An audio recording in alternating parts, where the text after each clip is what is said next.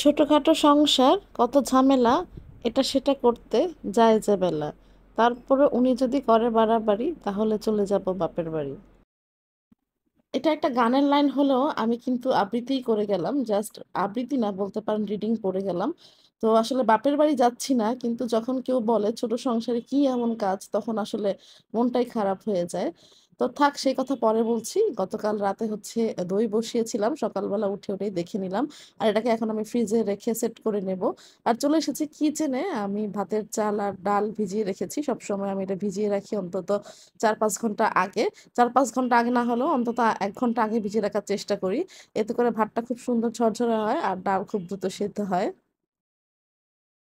সংসার করতে এসে আমি অনেক কিছু শিখেছি। এগুলো কিন্তু প্রাতিষ্ঠানিক শিক্ষা না, কারো কাছ থেকে দেখে বা নিজে কখনো থেকেই শিখেছি। এই যে এই গরমে এখন বাচ্চাদের জন্য একটু করে রুটি করে নেব। বাচ্চারা সিদ্ধ আটা রুটিটা খুব পছন্দ করে। তো আমি আমার বাচ্চাদের জন্য রুটি তৈরি করে নেবো। যেহেতু খুব বেশি গরম পড়েছে, সবকিছু রেডি করে আমি ডাইনিং টেবিলের উপরে এনে নিয়েছি। তো ডাইনিং টেবিলের উপরেই আজকে রুটিটা তৈরি করে নেব। তো আমার রুটি বানানো শেষ। রুটি বানানো দেখালাম না, এটা তো সবাই পারে। রুটি তো বানানো শেষ হয়ে গিয়েছে। তো দেখলাম আমি যেই জারে ময়দা রাখি, খুব বেশি ময়দা আর নাই, কালকে ময়দা লাগবে। তো এই জন্য আজকেই আনিয়ে নিব। আমি কখনোই একবারে শেষ করে তো কিছু আনাই না, চেষ্টা করি অল্প একটু থাকতেই তারপরে আনাতে। আমি আমার আম্মাকে দেখতাম, আব্বা যখন মাসের বাজার একসাথে নিয়ে আসতো অল্প কিছু সরিয়ে রাখতো, যখন শেষ হয়ে যাবে তখন ওইটা নামিয়ে ব্যবহার করবে। তো আমি সরিয়ে রাখি না, কিন্তু অল্প একটু থাকতেই নিয়ে আসি। আমার কাছে মনে হয় এগুলোই হচ্ছে সংসারী মহিলা বা সংসারী মেয়ের লক্ষণ। একবারে শেষ হয়ে গেলে যখন আমি তৈরি করতে যাব, তখন যদি দেখি যে শেষ হয়ে গিয়েছে, এটা আবার আনানোটা ঝামেলা, তৈরি করার আগ্রহটাই চলে যায়।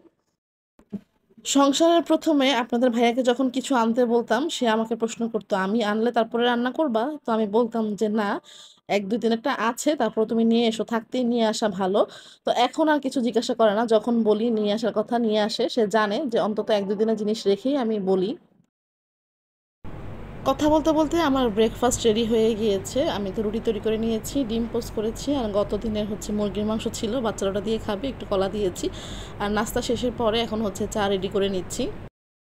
আচ্ছা, আপনারা যারা বলেন ছোট সংসারে কাজ নেই বা কি এমন কাজ করো, সারাদিন এত ব্যস্ত থাকো, তো আমি বলি যে সংসার ছোট হোক অথবা বড়, কাজ কিন্তু সেম সেমই হয়, বরঞ্চ বড় সংসারে কাজ কম হয়, কারণ মানুষ বেশি থাকে, মিলছিল বা ভাগযোগ করে সবাই সবার মতো করে কাজ করে নেয়। আর ছোট সংসারে দেখা যায় আমি আর আমার বাচ্চারা থাকি, বাচ্চারা তো কোনো কাজ তেমন করতে পারে না, যা পারে হয় টুকটাক হেল্প করে, রান্নার কোনো কাজে তো হেল্প করতে পারে না।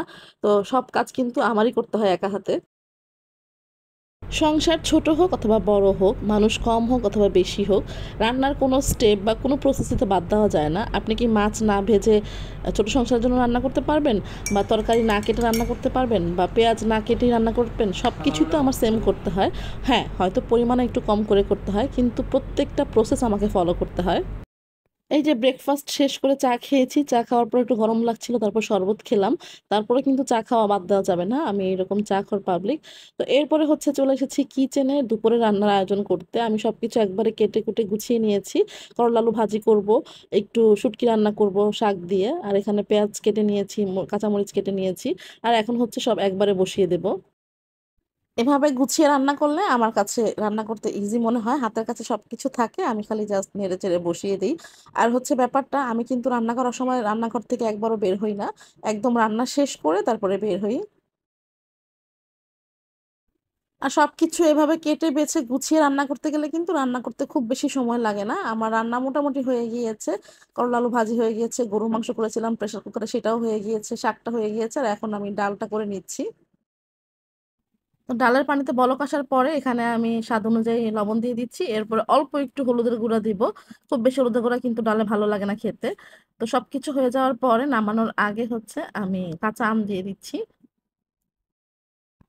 মোটামুটি ডাল রান্না করতে তো সবাই পারেন, তো আম ডাল রান্না করলে ডাল বাগার দেওয়ার পরে হচ্ছে আমটা এভাবে দিয়ে দিবেন, তাহলে খেতে খুব বেশি টেস্টি হয়। আর একদম প্রথমে যদি আম দিয়ে দেন তাহলে কিন্তু আমের টক খুব বেশি বের হয়ে যাবে, তখন ভালো লাগবে না খেতে।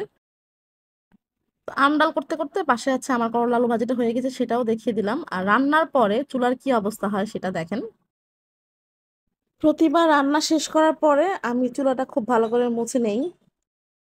রান্নার সময় চুলার উপরে যে ময়লাগুলো পড়েছে ওইটা প্রথমে একটা শুকনা কাপড় দিয়ে ক্লিন করে নিচ্ছি। এরপরে স্ক্রাবারে ভিম লিকুইড দিয়ে পুরোটা চুলা এভাবে ক্লিন করে নিচ্ছি। শুধু চুলা না, চুলার নিচের অংশ, সেই সাথে চুলার পাশে যে দেয়ালটা আছে সেই দেয়ালের টাইলসগুলো খুব ভালো করে ক্লিন করে নিচ্ছি। এরপরে একটা পাতলা ভেজা কাপড় দিয়ে আমি আবারও খুব ভালো করে মুছে নিচ্ছি। আমি এই চুলাটা খুব যত্ন সহকারে ইউজ করি। তো এই চুলাটা আজ প্রায় ৬ বছর আমি ব্যবহার করছি। এটা বলার কারণ হচ্ছে অনেকে আমাকে জিজ্ঞাসা করেন এই গ্লাস টপ চুলাটা আপনি কতদিন ধরে ব্যবহার করছেন? গ্লাসটা ফেটেছে কিনা? তো আলহামদুলিল্লাহ ৬ বছর পর্যন্ত ব্যবহার করছি। এখন পর্যন্ত কিছু হয়নি। আসলে যেকোনো জিনিস যত্ন নিয়ে ব্যবহার করলে কিন্তু অনেকদিন ভালো থাকে। চুলাটা মোছা শেষ হয়ে গিয়েছে। দেখেন কতটা সুন্দর লাগছে দেখতে। আর এই তো এই ছিল আজকে আমার দুপুরের আয়োজন, সেই সাথে আজকের ব্লগ। তো এখানে শেষ করছি। সবাই ভালো থাকবেন। আল্লাহ হাফেজ।